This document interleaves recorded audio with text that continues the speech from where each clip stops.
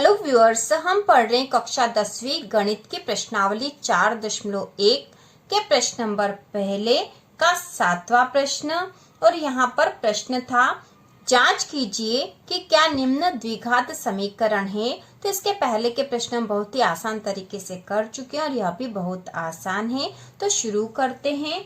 तो यहाँ पर लिखेंगे हल। और द्विघात समीकरण का रूप कैसा होता है। तो द्विघात समीकरण ax2 धन bx धन c बराबर 0 के रूप का होता है। मतलब जहाँ x2 होती है वहां पे द्विघात समीकरण होगा, यह हमें पता होना चाहिए। इसको सबसे पहले हम समीकरण को लिख लेते हैं। तो यहाँ पे x धन 2 बराबर 2x और x2 ऋण 1। तो यहाँ पे इसको हल करने के लिए सबसे पहले जो आगे वाली जो समीकरण बन रही जो बहुपद है x धन 2 तो इसको हम सूत्र से हल करेंगे। और यहाँ जो सूत्र लगेगा वह है a धन b3। ठीक है, a धन b3 वाला सूत्र जो कि कक्षा 9वीं में हमने याद करा था। यदि याद नहीं हो तो आप अभी भी याद कर लो। a धन b3, तो यहाँ पे a के स्थान पर x है, b के स्थान पर 2 है और इसकी घात 3 है। मतलब x धन 2 में यह वाला सूत्र लगेगा a धन b3।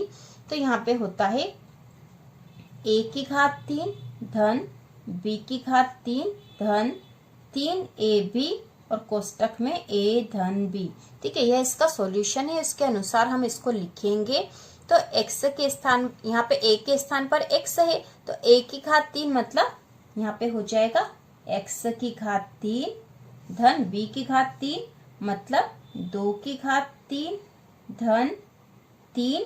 a के स्थान पर है x, b के स्थान पर है 2 और फिर कोष्टक में है a धन b मतलब x धन 2। तो इसका सॉल्यूशन हो गया। सूत्र के अनुसार इसको करेंगे तो बहुत आसानी से हो जाएगा। हमें ये सूत्र याद करना पड़ेगा। तो इसके पहले भी इसमें 2 सूत्र आए थे, आपको याद होगा, a धन b3 वाला और a ऋण b3 वाला। उसके बाद अभी आया है a धन b3 वाला। तो अब इसको बराबर करेंगे। तो अब जो संख्या बची है उसको हम लिखेंगे। तो ये हो रही है 2x है। तो 2x का गुणा भी यहाँ पे हमें कोष्टक वाली संख्या में करना पड़ेगा। तो 2x का गुणा x2 में करेंगे तो ये हो जाएगा 2x3। तो ये हो जाएगा 2x3। ठीक है, 2x3 हो गया। यहाँ पे हमने गुणा करा। अब 2x का ऋण 1 में गुणा करेंगे तो ऋण के 2x हो जाएगा। यहाँ हो जाएगा ऋण के 2x। अब इसको और सॉल्व कर लेंगे हम। तो ये हो रहा है x3 धन 2 है मतलब 2 का 2 में 3 बार गुणा। तो 2 दूनी 4 और 4 दूनी 8 हो जाएगा। तो यहाँ आ जाएगा 8 धन 3 का गुणा x में और फिर 2 में, तो 3 दूना 6x हो गया। यहाँ पे 6x कोष्टक में है x धन 2 बराबर 2x3 ऋण 2x। तो अब यहाँ पे इसको और थोड़ा सा सोल्व करना पड़ेगा। इस 6x का गुणा इन कोष्टक वाली संख्या में होगा। तो यहाँ पे हम लिखेंगे x3 धन 8।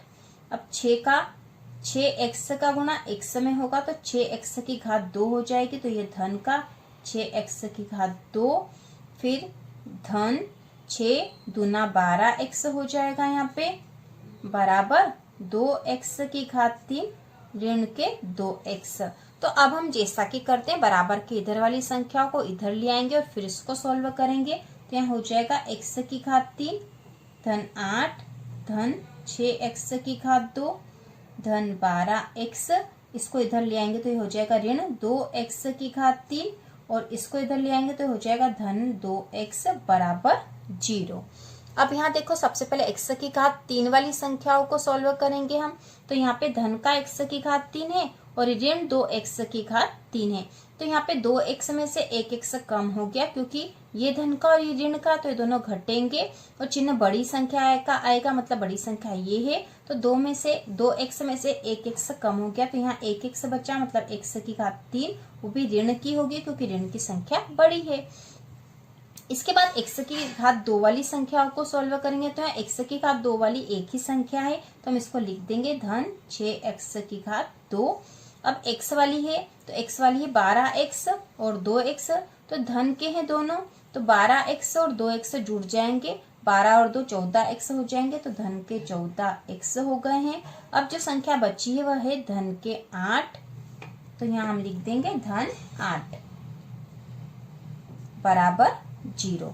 अब यहाँ जो संख्या आ गई है ऋण x की घात 3 धन 6x की घात 2 धन 14x धन 8, अब ये और सोल्व नहीं हो सकती है, और हमें तो यह देखना था कि क्या यह द्विघात समीकरण है। तो द्विघात समीकरण का मानक रूप क्या होता हमने पहले ही देख लिया था, ax की घात 2 धन bx धन c, लेकिन यहाँ पर तो x की घात 3 वाली संख्या आ गई है या x की घात 3 वाला पद है, तो यह द्विघात समीकरण नहीं त्रिघात समीकरण हो जाएगा, तो यह द्विघात समीकरण नहीं है। तो हम यहाँ लिखेंगे अतः यह द्विघात समीकरण, अतः यह द्विघात समीकरण नहीं है।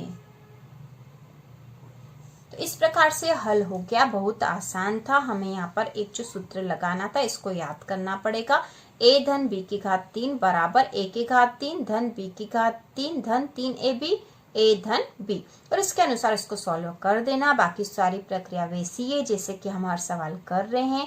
तो इसी प्रकार के और वीडियो देखने के लिए कक्षा 10वीं की संपूर्ण तैयारी के लिए चैनल को सब्सक्राइब कीजिए।